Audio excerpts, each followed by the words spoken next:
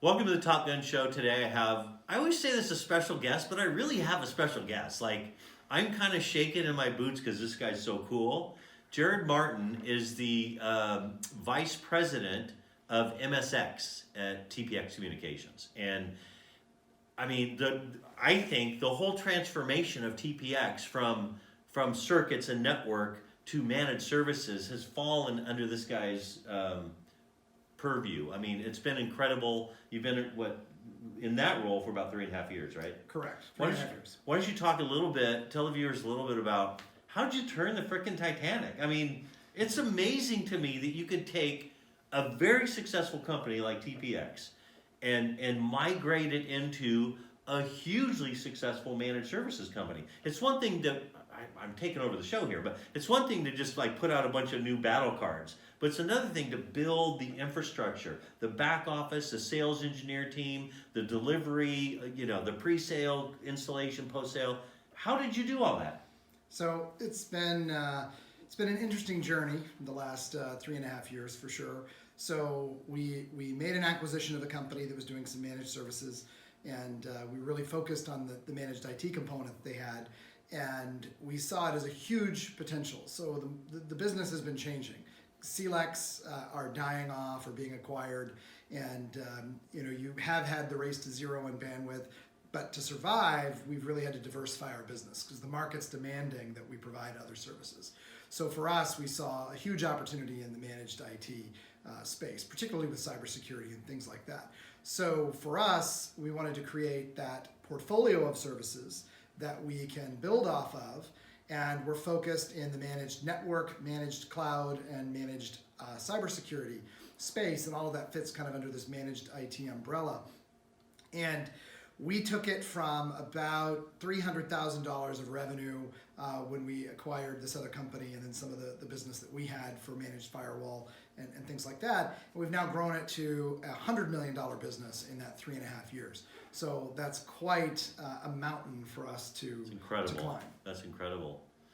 Wow, what were some of the biggest challenges you had in getting that turn to take place? I mean, I understand the acquisition, but I mean, you don't just acquire somebody. It's really blending that and changing the whole focus of the organization. So, what were some of the top couple challenges you faced?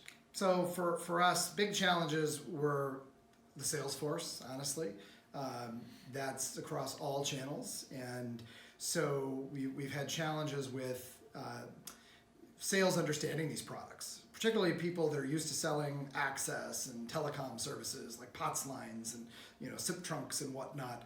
To get into a cybersecurity discussion or something like that certainly was a challenge. So we overcame that challenge by really telling them they need to become effective storytellers, because at the end of the day, most of the customers don't really care about all of the features of the product. Sure, an IT guy might, but the business owner is really who you're going after anyway. They care about, how do I mitigate my risks? And so we've told the salespeople they have to become effective storytellers. In fact, when we did a sales training, I had my daughter, who was at the time 8 years old, record a short little video doing our managed backup pitch. She did it in 3 minutes. We showed it at all the trainings, and many of the salespeople said, "Wait, it's really that easy?" And I said, "Yes. If my 8-year-old can do it, you can sell it too." So that was definitely a challenge. And then some of the other challenges we had were really just in understanding the market. So there's a lot of demand out there, and there's a lot of noise, and we had to sift through the noise to really focus on the products and services. So we have some people who may say, "Oh, well, you have gaps in your product offer." Well, okay, maybe we do, maybe we don't. But what we're focused on is making sure that we can address the full IT stack for a customer. And we don't want the menu to be so big that we don't sell enough of any one service. So it's all focusing on the core business needs that customers really want to outsource and not do themselves. And the other beautiful thing that we've done, now that I'm on this side of the fence with TPX, is I realize we don't roll anything out unless we're going to be great at it.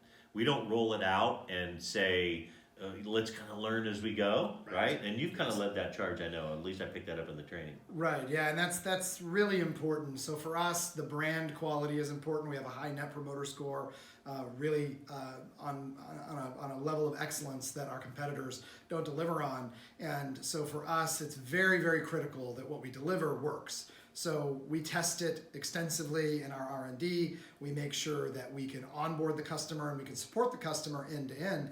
And sometimes that frustrates our salespeople because they want to sell something before it's ready for prime time. But we're not going to allow it to go out the door unless we're absolutely 100% behind it. That's why I love it here. That's why I'm at TPX. A lot of you want to know. So And we're glad to have you. yeah, I always close the show with something personal, but not too personal. And so, I mean, we were talking before we started recording about a famous person that you met. Yes. Tell that story. Yeah, so I was traveling like I do very frequently. People joke with me about where I live, and I say wherever United Airlines is flying me.